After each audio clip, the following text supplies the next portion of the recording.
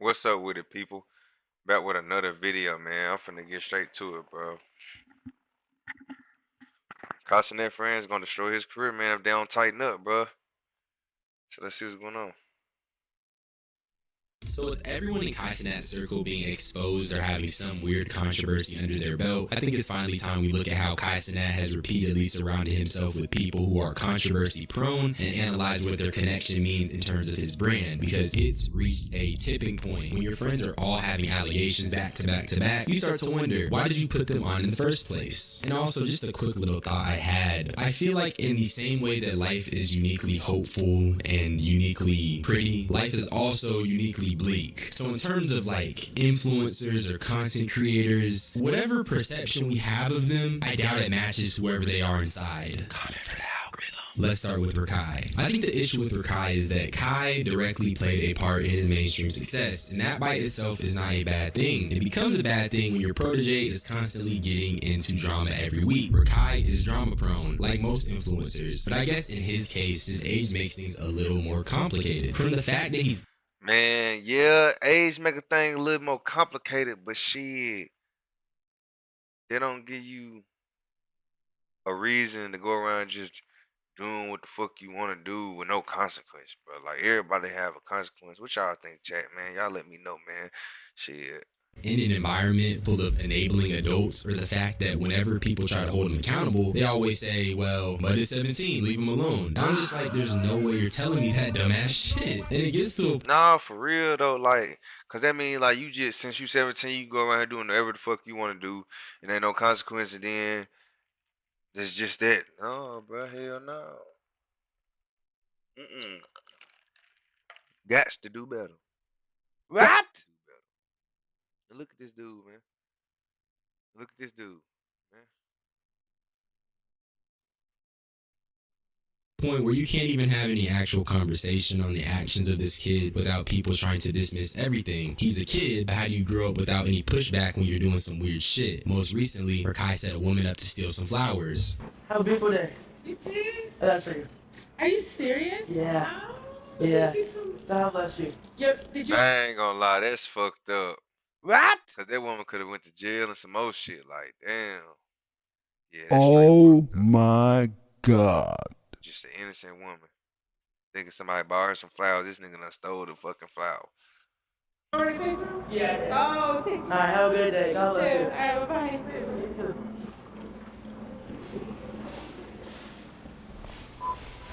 And honestly, he gave a pretty shitty excuse of an assistant going back and talking to this woman, but low-key, that story is most likely BS. That's literally the type of stuff that Jack Doherty be on, and I'm not saying that those two people are one-to-one, but it's levels to the behavior, and the lack of real tangible pushback only enables it, which brings me back to this whole thing about enabling adults, because the people Rakai are around are a direct influence to who Rakai is. While he has his own strong personality, he's around characters like Ray, Tylil, and Dez, who they themselves have their own issues, which I'll be talking about in a little bit. But if a crash out is around other crash outs, what do you think is gonna, if an immature teenager is around a bunch of other crash outs who are older than him, what is he gonna be entitled or enforced to do? I mean, I agree with that, bro. Like, if he was influenced wrong, man. He was just influenced wrong, bro. You around some grown ass niggas that's acting like kids and ain't leading this man in the right direction, having him doing little dumb ass shit that's gonna fuck him up in the long run. It's gonna make Kai look bad, cause he wanna put y'all on, but y'all be biting the hand and feed y'all too much, man. What y'all, bro? That shit out of hand. Crash out, right? Mind you, this is in response to Rakai going on stream and just verbally violating Cutie Cinderella over her poking fun at him stealing. But I can't fully hold Rakai accountable. This is a direct product of Kai Cenat, because he himself has admitted, at the expense of holding Rakai accountable and actually giving him pushback, he's more focused on him being the #1 streamer. I don't want to play this card, but it's partially my fault because I don't, like, there's no consequence of what he does. So, like, I never take it there with his parents or his mom and shit. You feel me? Because I see the good in Rakai. I mean, I actually feel like Rakai will be the biggest. I think he's going to be the biggest in the world.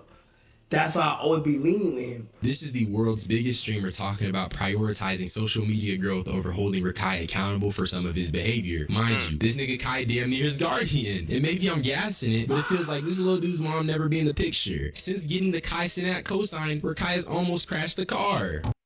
Worth it, man. You putting other lives at risk and you putting yourself at risk, and that's not worth it, bro. Hey. Oh my god. Oh shit. This is only a small facet of everything that this little nigga has done since before he turned 17. When I look at myself, before I turned 17, I was ditching class to go to the park and smoke. This kid is almost dying and catching real bodies. So when you put it into that perspective, is becoming the greatest streamer in the world worth all of that? Let's talk about Ray. The stuff Ray be doing is weird. And then you combine this with the fact that he's also younger than the other dudes in the Kai. I don't even know this dude. Y'all tell me who this dude is, man. Who this dude is? Cenat cinematic universe, even though he's 20. That's still a grown-ass man. Let's start with his defense of Nina Lynn. Let's just have fun, feel me? I just have a good stream. Feel me? That's me, gang. Cause I'm kid butt, bro. I got a lot of bad pass. Everybody should have a new chance, feel me? And he not seen it as a man, bro. That's how I think, bro. That's how I think of, bro. No cap, bro. If somebody fuck, yeah. Now, obviously, I made a whole video on this already, so I'm not going to be just regurgitating everything and all that information. You don't get the end card, my jigger. Whatever you want to call yourself. All this niggatry, bro. All this fucking niggatry. Damn. But this is during the height of the Nina Lynn controversy. So for Ray to take such an odd stance about defending the SA specialist, it is pretty weird. I'm not gonna lie, twin. And like Rakai, Ray was someone that Kai had an enormous hand in helping prop him up into mainstream success. It just looks bad on Kai when people that you're pushing are the ones who continue to find themselves in weird controversy. And it's ranging from reckless behavior to actual predatory controversy. What makes his Ray stuff weirder is that he was allegedly still hanging with the disgraced cameraman, Chris. Yo, man. What up, gang? You good, buddy? Yeah, buddy. Yeah, gang. Bye, bro. My boy Chris. She basically she showed me every single thing. I asked her to confirm the iMessage, to confirm the number. It's confirmed. I don't know how people are not just seeing something or like. Man, it's crazy how, cause Kai started in the fucking back of a U-Haul, bro. This like motivation for me, bro. Hey, man, and if y'all haven't subscribed already, subscribe. Man, I'm on the road to 500 subscribers. Please help me get there. And look, if you like more videos like this, man, just subscribe, bro. And another thing, though, even though I said that about him, I am my biggest motivation to do what I do. So if you just feel like you got something that you want to do, just do it. Don't worry about what nobody else say. Just do it, man. It's what you like to do. Just do it, bro. Let's keep it real. Age or something and just saying and just stopping. It was just some messages that it's some messages that looks fucking crazy, bro. Shit fucked me up cause like nigga, what the fuck are you doing? Like what are you doing?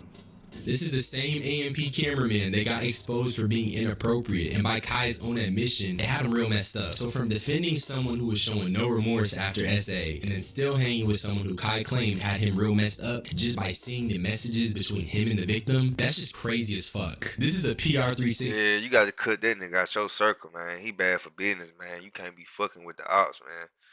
That's a no-go right there, man.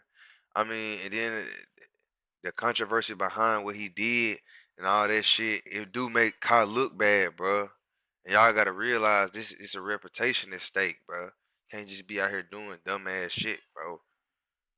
Kai Cenat got locked into. It's the worst 360 you can imagine. You put niggas on, now everything they do has a chance to reflect negatively on you just by the opportunity you gave them. And to be fair, a lot of that is justified in my opinion. Let's talk about Dez. The thing with Dez is that he is a PR disaster in every sense of the word. Very loud, very brash, and honestly... Ready to show off your live gameplay? Start streaming with Rumble Studio.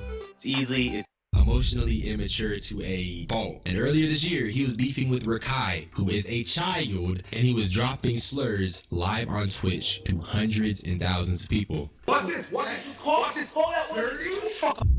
Look, yo, come on, get out. Get the fuck out, man.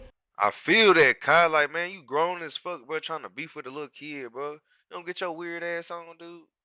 Get out! Get out! Get out! And recently, he was getting allegations of saying crazy things at these Streamer Awards. And mind you, Ray and Rakai have their own Streamer Awards controversy, so evidently, it's a group-wide epidemic. But Dez's allegations don't just stop at these Streamer Awards. A woman named Toxic Barbie had her own haunting revelations to say about Dez and how he allegedly forced himself onto her. Hey y'all, what's up? I'm Toxic Barbie. I'm here to tell my story about DTB Dez essaying me. Me and Dez have a mutual friend named Chance. I put all the proof that I do have because this happened in 2022.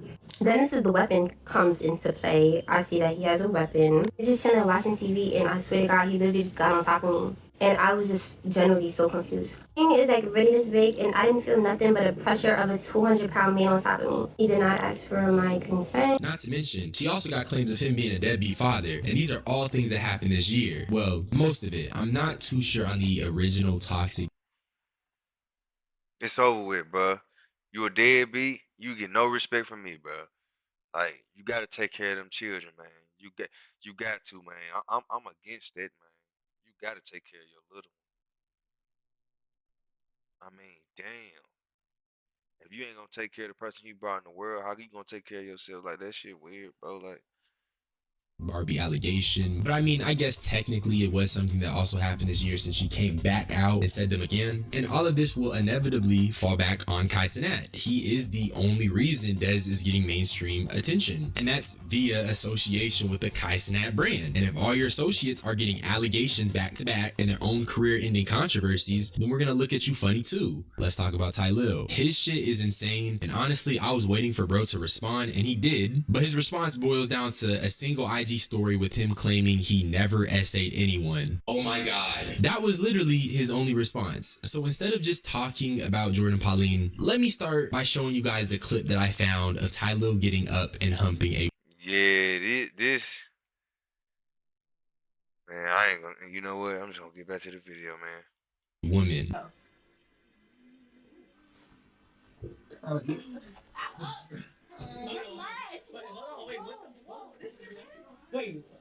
Wait. He did this so abrupt.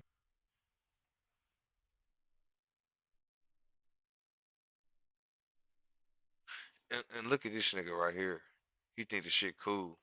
Look at him. Like, I'm feeling like him. Like, damn. And look at this nigga. And there was no hint that she wanted Fucking cornball. that. And everyone in the room is just kind of brushing it off, like Ty Lil didn't just do some weird stuff. And she even asked Kai, or at least I assume she was talking to Kai when she said this, is that your man's? Which props to her, because in situations like these, it's hard to speak up. I'm already knowing. And Ray somehow makes a cameo here too, because apparently he had seen a clip of this happening with Ty Lil, and his creator put him on blast. When Ty Lil unconsensually humps a girl on stream. Young 11 Ray. Yo, Ray. Nah, so basically, bro, like, they know what's going on. They just don't give a fuck, bro. So if any of y'all wonder why I have an unfavorable opinion on streamers, this is why. But the Ty Lil weirdness goes back even further, because pre-stream era, he was doing freaky IG lives, and the caption claims that during this time, he was exploiting young girls to get laid. Can't verify those claims. What I can say is that the video is 2 minutes long. It's Ty Lil having Shorty throw him some neck, and you can hear it. And he's flipping the camera too. There's like a mirror in front of him. It's just some weird stuff. I don't know how this guy is like on the Kai Cenat team. This is crazy. Now I want to show you guys all this before getting into the actual Jordan Pauline stuff, because having this context in mind makes everything that she's gonna say more feasible. Or at least it did for me. I was sexually assaulted at a party, a streamer award party. And not only that, it's by somebody that you guys fucking love. And I'm tired, bro. I already said it, guys. I already said it. And we've already talked about it already. We already talked about who it is. Whoever caught it, but I'm not going to say it because I still have to make sure my integrity and whatever the fuck else is secure.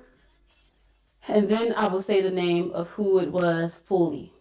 I already showed y'all the call log, chat. Y'all already know. If you already know y'all can say it in the chat, but I'm not going to say it out my mouth because Niggas is trying to blackmail me and shit already. Like, I don't have time for it. Like, that's why I said I'm done with the streaming shit. Obviously, there's far more to the story than her just stating all these things plainly, but the video is already long enough. I just find it crazy that she talks about getting blackmailed, because from my perspective, I don't think we can just write this off or act like this isn't something huge. Dudes like Diddy and Epstein are all predators who have operated on a blackmail system. I'm not saying that Ty Lil nor AMP nor any of those guys are guilty 100%. We don't know the full story, and I'm not trying to get sued.